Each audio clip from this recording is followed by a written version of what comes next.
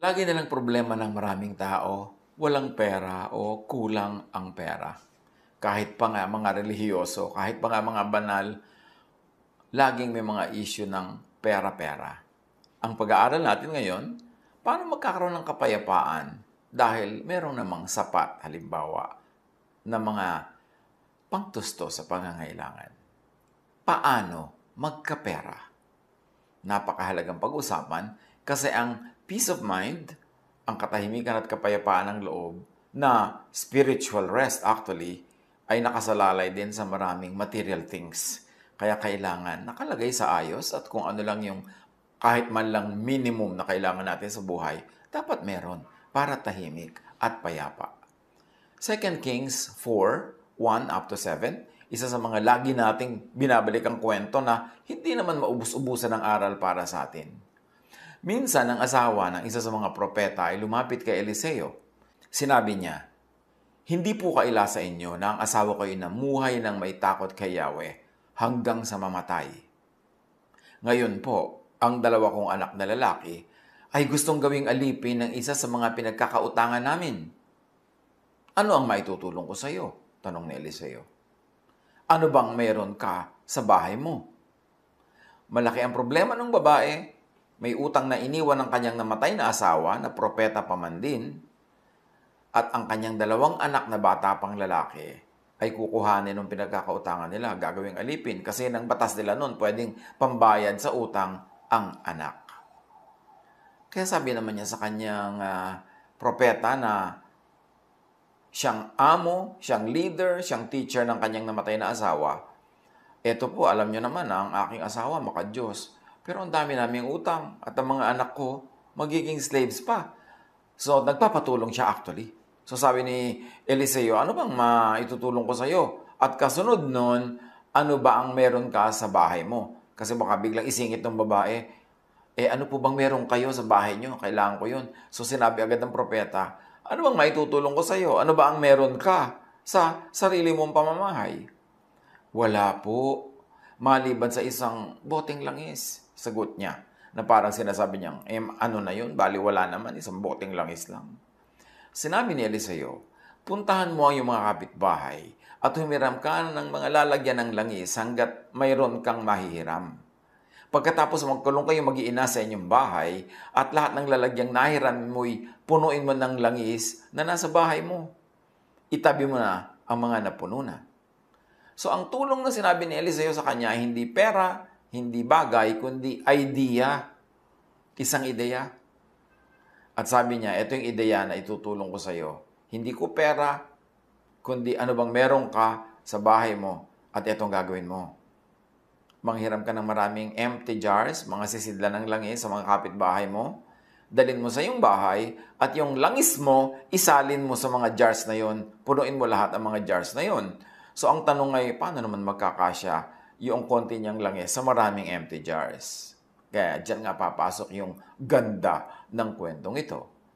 At sa pagpapatuloy ng kwento, pag napuno mo na ang mga lalagyan na yan, di syempre, may langis ka na. Umuwi na nga ang babae at pagdating sa bahay, ay nagkulog silang mag-iina. At isa-isang pinuno ng langis ang mga lalagyan habang ang mga ito'y dinadala sa kanya ng kanyang mga anak. So hindi na uubos yung langis na galing sa kanyang original na lalagyan bagamat konti lang ito. Kaya napuno niya ng napuno yung mga lalagyang nahiram nila sa kanilang mga kapitbahay. Hindi alam ng ina na puno ng lahat, kaya sinabi niya, "Abutan pa ninyo ako ng lalagyan." "Puno na pong lahat," sagot ng kanyang anak. At tumigil na ang pagdaloy ng langis. So ang dami na nila ngayong langis. Punong-puno ang lahat ng lalagyang hiniram nila sa mga kapitbahay. Pumunta siya kay Eliseo, ang lingkod ng Diyos, at isinalaysay ang nangyari. Sinabi ni Eliseo sa babae, "Ipagbili mo ang langis at bayaran mo ang iyong mga utang. Ang matitira ay gamitin ninyong mag-iina." So magkakapera na sila kasi mahal ang olive oil. Yan ay gamot, yan ay pagkain, yan ay ginagamit sa pag-anoint, at yan ay disinfectant, lahat na. Nagagamit nilang mabuti yan, parang langis ng nyug natin. At sabi niya, "Ang dami na po naming oil, ano na magagawin namin?" Sabi ng prophet, ibenta mo. At yung pinagbilhan, bayaran mo lahat ang mga utang nyo at sobra pa yon, meron pa kayong itatabi, meron pa kayong itatago. So the wife of a man from the company of the prophets cried out to Elisha, "Your servant, my husband, is dead. And you know that he revered the Lord, but now his creditor is coming to take my 2 boys as his slaves." So the death of a family member, especially the death of a breadwinner, could be a financial blow to a family or to a dependent. Pag may namatay, financial problem usually ang kasama niyan. Lalo't lalo kung yung sumakabilang buhay ay siyang inaasahan, sinasandalan, kinakapitan ng mga naulila. May lesson agad sa atin yan. Do your best to not depend on someone else, on only one person or a supporter. Hanggat kaya, habang kaya, huwag umasa sa iba. Kahit yung iba na yon ay tatay, nanay, kapatid, anak, asawa, pinsan, kaibigan, do your best to earn your own money. Do your best to have your own trade para hindi ka aasa dahil pag namatay siya, paano ka ngayon? Lalong-lalo kung wala naman kayong mga insurance, wala kayong mga kabuhayan, paano na ako nakaasa ka lang? Nakakapagtaka yung marami, tahimik na tahimik ang buhay nilang umaasa lang sa isang tao naghahanap buhay. Hindi ba lang nila iisip, paano pagka biglang kinuha ng mga anghel tong aking inaasahan? Anong kakainin ko? Huwag umasa hanggat pwede. 1 Thessalonians 4:11-12. Make it your own ambition to lead a quiet life. You should mind your own business and work with your hands, just as we told you, so that your daily life may win the respect of outsiders and so that you will not be dependent on anybody. Isang mahalaga na spiritual teaching yan, not to be dependent needlessly. Unless you're too young, too old, or too sick, or you are nag-aaral, o kaya ay meron kang hinihanda, kailangan self-supporting ka para mas secure ka. Do your best to be a more than one income household. Tulad ng buong pamilya na ito, isa lang pinagkakakitaan ng inaasahan, yung kita ng kanilang tatay or husband na prophet. At marami mga pamilya, one income household. Isa lang ang kumikita, lahat gumagastos. Kaya hindi sapat ang kinikita, kaya nabubuhay sila sa hirap, sa kakapusan, sa laging kulang. E paano kung yung kaisa-isang yun ay nagkasakit o nabawian ng buhay? Ecclesiastes 11:1-2. Ship your grain across the sea. After many days, you may receive a return. Invest in 7 ventures, yes, in 8. You do not know what disaster may come upon the land. So even though sa pag-i-invest, kailangan may konting diversification. Do not put all of your eggs in one basket. Kung ikaw daw ay magsasakay ng iyong mga trigo at mga paninda sa isang barko, merong tubo ka pagbalik niyan. Pero mag-invest ka, mamuhunan ka sa 7, kahit hanggang 8 iba't ibang hanap buhay.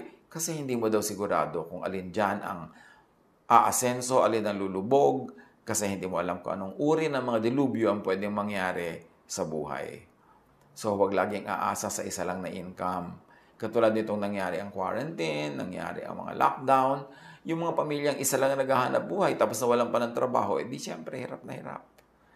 Dapat bago dumating yung lockdown na yan, yung mga ibang productive members, able-bodied na mga members ng family, ay naghanap-hanap din ng mga ibang gagawin ng konting kahit man lang buy and sell, kahit man lang part-time job, para hindi nakaasa lang sa iba at sa isa. At yung may mga pamilya naman, ang negosyo nila, halimbawa, ay naipasara dahil nga sa pangangailangan ng quarantine. Lahat ng pera nila, lahat ng negosyo nila, nandoon, di biglang wala silang income kahit ano. Kaya maganda yung iba-ibang members ng family, iba-ibang hanap buhay, hindi puro pare-pareho ng profesyon. Kasi yung profesyon na yun, pagka inabutan ng isang dilubyo, kahit man lang seasonal, di lahat sila ngayon nakatunganga. Kailangan may diversification, iba-iba, hindi lahat, iisa lang ang ginagawa. At kung nangangailangan tayo, may lesson agad yung kwento, seek help from a righteous person. Doon siya nagtanong sa propeta, hindi siya pumunta sa nagpa 5-6, sa sobrang nagpapautang, hindi siya nagpunta sa pwede silang magipit dahil lalo silang lulubog. Seek help from someone who will lead you to look into your own resources and to help yourself. Kaya sabi ng propeta, what do you have in your house? Hindi sinabi ng propetang, may kamag-anak ka bang may pera? Utangan mo. May kapitbahay ka bang may pera? Yun ang lapitan mo. No, ang sabi ng propeta, anong meron ka? Dahil kung ano ang meron ka, yun ang ialay mo sa Diyos, yun ang paparamihin ng Diyos. Hindi yung kung ano ang meron ng kapitbahay mo, yun ang sisilipin mo, uutangin mo, nanakawin mo, hihingin mo. That is not the godly way. Although ang pangungutang naman, paminsan-minsan, kung talagang kailangan-kailangan, yun na lang natin ang choice, hindi naman yun ang godly. Pero kung habit mo na mangutang, lagi ka na lang nangungutang, kahit birthday, maghahanda ka, mangungutang, kahit magbabiyahe ng hindi kailangan, mangungutang ka, yun naman ang parang dapat na natin i-review kung tama yan o hindi. Kasi lulubog ang buhay mo kung pati yung pagpapasarap, uutangin mo. Dapat ang inuutang lang yung talagang pagkain, panggamot, o pantawid buhay, o pangpuhunan. Dahil babalik naman yun pagka kumita ka, kung kikita. Pero yung mangungutang ka dahil merong debo ang anak mo, sobrang bonggang-bongga ang gusto mong debo, gusto mo yung anak mo bumababa sa pagkataas-taas na hagdan, ang bahay nyo bungalow. Yung marami tayong mga gustong gawin sa buhay na hindi bagay sa ating kalagayan at that time. So dapat lumagay sa lugar para hindi tayo malagay sa alanganin. As much as possible, do not ask for dole-outs. Do not make utang. And don't make utang at usurious interests. Hanggang kaya, huwag humingi ng dilihensya at mambakal. Huwag umutang at lalo namang huwag umutang sa napakalaki na interes. Kasi yung pautang na napakalaki ng interes, parang nalulunod ka. Kumuha ka ng mahahawakan, pero yung mahahawakan mo na yun, maya-maya yun na rin ang napakabigat na siyang lalo magpapalubog sa'yo. Acts 20:35, you yourselves know that these hands of mine have supplied my own needs and the needs of my companions. Sabi ni Paul, marunong ako maghanap buhay, hindi ako umasa sa iba. Gumawa ako ng paraan. At pati mga kasama ko, hindi ko iniasa sa inyo. Ako rin na naghanap buhay para sa kanila. Hindi ako humihingi, ako pa yung nagbibigay. Sabi na doon si Paul. 1 Corinthians 4:12, we work hard with our own hands. Kailangan hindi hands ng iba yung nagwo-work for you unless empleyado mo sila at sinusweldohan o may sakit ka at inaalagaan ka nila. Habakkuk 2:7, will not your creditors suddenly arise? Will they not wake up and make you tremble? Then you will become their prey. Nakakatakot daw yung pinagkakautangan dahil maya-maya, ikaw na ang kanilang nilalapa at wala kang kalaban-laban, wala kang magagawa kasi lubog ka sa utang. Sa pangungutang, lulutang ka lang sandali, pero mabigat ang dala at malamang lalo lang lulubog. Huwag pag-utang agad ang solusyon. Sabi ng matatanda, habang maikli ang kumot, matutong mamaluktot. Maliit yung kumot mo, 1 square meter lang, edi mamaluktot ka para kasya ka sa loob. Hindi yung manghihiram ka, mangungutang ka ng kumot ng iba para buong luwag kang nakahuyaya at nakatihaya na nag-iinat ka pa sa loob ng kumot na hiram at utang. Kaya sabi nitong babae, di ba, maalala natin, your servant has nothing there at all she said, except a small jar of oil. Lesson, do not belittle your resources. Do not say, walang-wala ka. Kasi pag sinasabi mo yan, yan talaga ang mangyayari. At yan ang magpaulit-ulit sa buhay mo. Yung walang-wala ako, ang hirap ng buhay, ang hirap kumita, ang hirap maghanap buhay. Well, totoo namang mahirap mangyari yung mga ganang bagay. Pero huwag nang laging sabihin. Kasi ang prayer natin ay katulad din ng mga sinasabi natin na hindi prayer. Kasi lahat ng iniisip at sinasabi natin, ang totoo lang ay prayer yun. So pag sinasabi mong walang-wala ako, ang hirap-hirap mabuhay, ang hirap-hirap maghanap buhay, kapos na kapos kami, parang sinasabi mo nang yun ang gusto mong ibigay sa'yo ng langit. At pag paulit-ulit ka, ibibigay nga yan sa'yo. John 6:9, here is a boy with 5 small barley loaves and 2 small fish. But how far will they go among so many? Alam natin yung kwento. Merong makapakainin na at least 5,000 men. Merong pang women and children. Pero wala lahat baon yung mga tao na yon. Biglang sumunod kay Jesus sa disyerto, Nung oras na ng kainan, gutom na, wala namang makakain. So nagpahanap si Jesus ng pagkain at may nakita sila isang batang nag-aalaga ng hayop na may baon. At sabi na, may nakita po kami pagkain. 5 maliliit na pirasong tinapay at 2 isda na maliit din. Sabi niya, gaano na yun? Sino na ang pwedeng mabusog doon? Ano na ang mararating nun? Pero alam natin na yung konti na yun dumami. Ang mahalaga, meron kang konti para merong paramihin ang Diyos. Katulad ng konting oil, pinarami ng Diyos. Pero yung walang-wala ka na isang patak na oil, anong paparamihin? Kahit i-times 100 yan ng Diyos, 0 times 100, 0 pa rin. Kailangan meron ka man lang konti. Kaya mahalaga yung nagsisikap, nagtatrabaho, naghahanap buhay, magpa-part-time man lang, nagba-buy and sell man lang, para meron ka kahit konti na paparamihin ng Diyos. Sa pagpapatuloy ng kwento, Elisha said, "Go around and ask all your neighbors for empty jars. Don't ask for just a few. Then go inside and shut the door behind you and your sons. Pour oil into all the jars, and as each is filled, put it to one side." So may order pa. Nasa kanan niya halimbawang bahagi yung mga walang laman, yung nasasalina na, nasa kaliwang bahagi na, ayos-ayos, walang kalituhan, nakapila yung mga empty jars, ready-ready na nalagyan ng oil. She left him and shut the door behind her and her sons. They brought the jars to her, and she kept pouring. Lesson: if you would ask for help, ask for empty jars, not the oil or the contents of the jars of your neighbors. Kung hihingi tayo ng tulong, ang hingin natin yung hindi sobrang masakit na itulong sa atin ng iba. Huwag naman yung nagdusa na sila dahil tayo tinulungan. Huwag naman yung sobra na sila na sacrifice. Empty jars lang ang hiramin. Huwag yung oil sa loob ng jars nila. At syempre, dahil ginamit mo yung jars nila, dapat naman nung isoli mo yon may laman. Matapos mong ibenta yung iba sa ibang tao, nung isoli mo dapat yung jars, may laman. Ganun ang nagsosoli ng mga blessing. May sukli. Ganun ang paraan na patuloy na binebless ng langit. If you would ask for help, ask for what is easy for people to give, to lend, para sila magpahiram. Hindi yung napakahirap ng hinihingi mo, halos hingin mo na ang buo nilang kaluluwa at katawan, mahirap kang matulungan pagka ganun. Kaya tiyakin din natin na tayo naman may mga little of this, little of that, little of this, little of that, para pag humingi tayo sa kapwa o humiram tayo, konti na lang yung kailangan at konti na lang yung kulang. Hindi yung mula 0 hanggang 20, hihiramin mo lahat dahil wala ka nga. Kaya mahalaga sa tao, pag good ang days, pag healthy, pag may pagkakataon, kumita.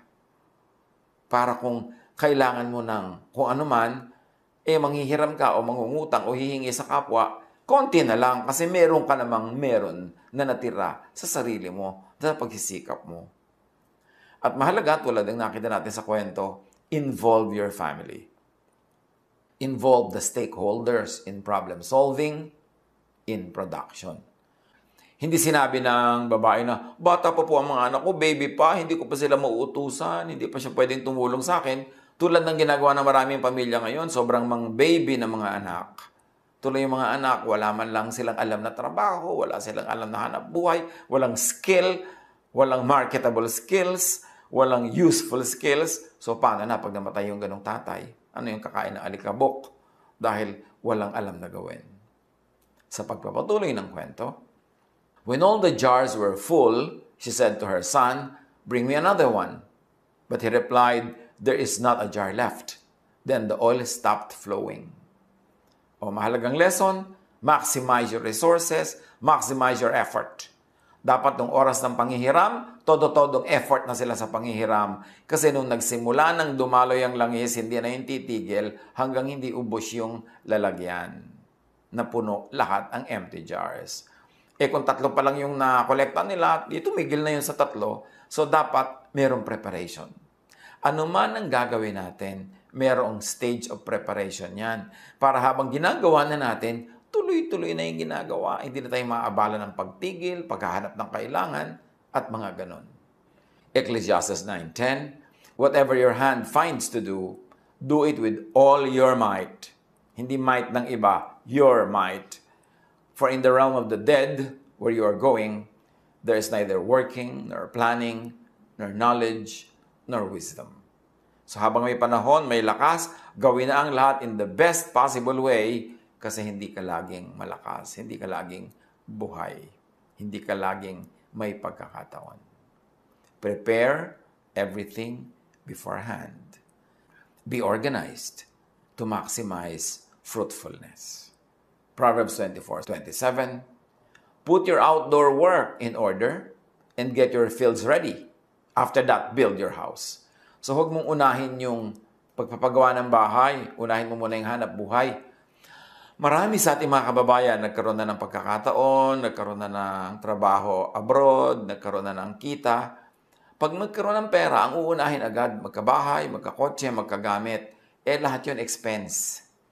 Tapos mamaya, wala na uli silang trabaho abroad, wala na namang hanap buhay, walang negosyo, o nabebenta lang yung bahay, nasa sanglayang alahas, nabebenta yung kotse. Ang dapat unahin, pag may pera, hindi consumption. Gawin itong puhunan para sa production. Para pag nagsisimula ng umadaring production mo, yung pera mo gugulong na ng gugulong, gumagawa ng tubo habang umaandar, ang gastusin mo yung tubo, huwag mong gastusin yung puhunan. Nagkaroon ka ng tindahan, ang gagastusin mo lang sa personal na gastos, yung tubo, hindi yung buong benta maghapon. Kasi mamamalengke ka kinabukasan, pampalit sa mga nabenta mo mga paninda, ginastos mo na, di wala ka ng pambili ng tinda. Mauubos ang tinda mo, palit ng benta mo, hanggang magsara ang tindahan. Dapat discipline. And we should take note. God gives and sets limits. Tulad nun, nagbigay ang Panginoon ng pagkakataon na sila ay magkaroon maraming oil, pero may limit na ibinigay ang Diyos, yung dami ng mahihiram nilang empty jars. Kung maraming jars, maraming oil. Kung konti lang ang jars, konti lang ang oil. Kaya mahalaga yung preparation nila ng hiram bago nagsimulang magbuhos, magsalin. Ecclesiastes 4:8, there was a man all alone. He had neither son nor brother. There was no end to his toil, yet his eyes were not content with his wealth. For whom am I toiling, he asked, and why am I depriving myself of enjoyment? This too is meaningless, a miserable business. So dapat ang pagsisikap din ng tao may hangganan. Kahit na kumikita ka ng marami, may hangganan din yan para ma-enjoy mo naman yung kinita mo. Hindi hanggang mamatay ka na, hindi ka na tumigil kakikita, hindi mo na-enjoy ang kinita mo. So meron ka rin dapat limit sa pagtatrabaho, limit sa extent, sa length, sa depth ng work para may time ka to enjoy the fruit of your work. Numbers 8:25-26. But the age of 50, they must retire from their regular service and work no longer. They may assist their brothers in performing their duties at the tent of meeting, but they themselves must not do the work. This then is how you are to assign the responsibilities of the Levites. So pati yung mga Levites, mga priestly classes, meron silang retirement age. At sa panahon nila noon, 50. For whatever reason, hindi naman natin kailangang kopyahin yun. Pero noon, ang mahalaga, may limit din ang active work. Nilalagyan natin na hangganan ng lahat para habang kailangan natin at kaya natin, todo tayo magtrabaho, pero merong araw at may oras at merong season ng pahinga. Know when to stop. Isang lesson yan dito sa istorya ng mga langis na ito. Nung wala nang lalagyan, tumigil na ang langis at hindi na nila pinilit, tumigil na rin sila. Sa buhay, kahit productive ang ginagawa natin, do not overextend yourself, your helpers or your team or your project. Maganda man ang project, may panahon na tama na. Kahit ang ganda-ganda ng kita mo abroad, may panahon na, tama na, uwi na. Kahit na napakarami mo pang bunga na pwedeng magawa, tama na, mag-enjoy ka naman o magpahinga ka naman. Do not be greedy. Proverbs 13:11, dishonest money dwindles away, but whoever gathers money little by little makes it grow. In Ecclesiastes 5:10, whoever loves money never has enough. Whoever loves wealth is never satisfied with their income. So don't be a lover of money. Be a producer of money, be a maker of money, be a spender of money, be a giver of money, but do not be a lover of money. Put your money to work. Do not work for your money. Meron mga tao, marami nang pera, hindi mo lang mag-employ ng mga assistant, ng mga kasama sa bahay, hindi mo lang mag-enjoy ng masarap na pagkain o magandang environment, tapos mamamatay na lang sila, sino makikinabang sa kanilang pinaghirapan? 1 Timothy 6:10, for the love of money is the root of all kinds of evil. Some people, eager for money, have wandered from the faith and pierced themselves with many griefs. So yung kwento, malapit na tayo sa ending. She went and told the man of God, and he said, go, sell the oil and pay your debts. You and your sons can live on what is left. Ganun na lang karami ang oil na dumaloy mula sa konti nilang oil sa kanilang maliit na sisidlan into so many bigger and empty jars na pwede na nilang ibenta yung mga oil na yun, mababayaran na lahat ng utang, hindi na magiging slave ang anak, at may natira pang marami para ikabuhay nila sa mahabang panahon. Lesson? Yung babae, matapos dumating yung oil sa buhay niya, ang daming kabuhayan, report to your benefactor. Nag-report siya sa propeta. Yung iba dyan, hindi na babalik sa prophet, may oil na eh. Ibebenta na, maglulustay na, mag-e-enjoy na. Pero siya bumalik. At sinabi pa niya, nangyari pa ang inyong ipinagagawa. And so the prophet gave her another instruction. Sell, pay, and then keep the rest. So, report to your benefactor. Kung ano mang benefactor yan, sino man siya, lagi kayo mag-report. Ikwento nyo nangyayari sa buhay nyo. Meron dyan, mangungutang sila ng puhunan. Pero pag nabigyan mo na at napautang mo na at kumikita na, hindi mo na mabalitaan. Wala nang kakwento-kwento. Mababalitaan mo na lang yan. Pagka nalugi na uli, gutom na naman, wala na naman pera, yun, babalikan ka. Huwag kayong babalik lang sa taong tumutulong sa inyo tuwing nangangailangan kayo. Na pag dumarating yung mukha mo, may nakadrawing na penge. Pengeng pera, pengeng ganito, pengeng ganon. Dapat dumarating ka naman doon sa nagpapahiram sa'yo, nagbibigay sa'yo, tumutulong sa'yo, na ang nakadrawing sa iyong mukha ay thank you. O heto ang sukli. Dinalang kita ng oil. Dinalang kita ng regalo. Salamat sa pagtulong mo. Hindi yung laging tuwing darating tayo, pag lang mukhang Biyernes Santo yung mukha mo dahil meron ka pangangailangan. Pero pag mukhang Pasko, wala, hindi ka makita. Solo mo lang yung saya. Pagdusa, nandun ka na naman sa taong tumutulong sa'yo. Kakasawaan ka niyan, and later on, wala ka nang mahihinging tulong kahit kailangan mo pa. So, report to your benefactor, thank your benefactor, and then seek more and seek updated guidance from an effective mentor. Pagka na-bless na tayo, lalo tayong humanap ng magandang payo. Pag hindi tayo blessed, pag kulang ang blessing, kailangan natin ng magandang payo. Pero pag maganda na ang nangyayari sa buhay natin, mas kailangan natin ng matinong payo kasi pwede tayong malasing at malito. Isaiah 55:2, why spend money on what is not bread, and your labor on what does not satisfy? Listen to me, and eat what is good, and you will delight in the richest of fare.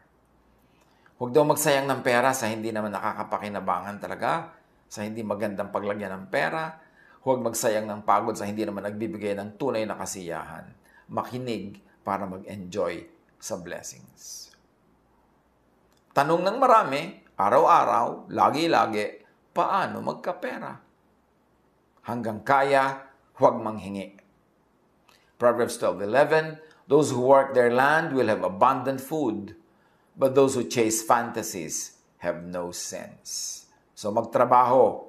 Proverbs 14:23, all hard work brings a profit, but mere talk leads only to poverty. Kailangan magtrabaho, magsikap, may diskarte, may talent, may prayer, para tayo ay magkaroon ng kailangan natin sa buhay. Paano magkapera? Huwag manghingi, huwag mangutang hanggang kaya. Ang pangutang, ang pag-uutang ay dapat last resort. Huli mo na yun na attempt. Dapat iba muna. Proverbs 22:7, the rich rule over the poor, and the borrower is slave to the lender. para daw alipin na nagpapautang ang nangungutang. So, sikapin natin huwag magkautang para wala tayong amo. At syempre, huwag magnakaw. Produce money. Produce something, produce service that you can sell. Yan lang naman how to have money. Produce a product or a service that you can sell. Monetize your skills. Pagkaperahan ang galing na ibinigay sa iyo ng Diyos. Ano man yan, galing magluto, galing magkulot, galing magmasahe, galing magawa ng bahay, galing magtabas ng damo, galing na mag-design ng mga gadgets, manahi, ano man yan, bigayan ng Diyos, yan ang gusto ng Diyos na gamitin mo para pagkakitaan. Huwag mong pagkakitaan yung galing ng iba kasi may ibinigay ang Diyos na galing sa bawat isa. Matthew 25:27. Well then, sabi noong master sa kanyang servant na hindi ininvest yung perang ipinagkatiwala sa kanya. You should have at least put my money on deposit with the bankers so that when I returned, I would have received it back with interest. Dapat yung binibigay sa atin, lumalago, nai-invest, o kaya kumikita man lang ng interest kung nasa bangko. Pero huwag sayangin, huwag ilibing sa lupa, huwag itapon, huwag lustayin. Pag ipinagkatiwala sa atin ng isang puhunan, dapat natin yung palaguin. Proverbs 27:26-27. The lambs will provide you with clothing, and the goats with the price of a field.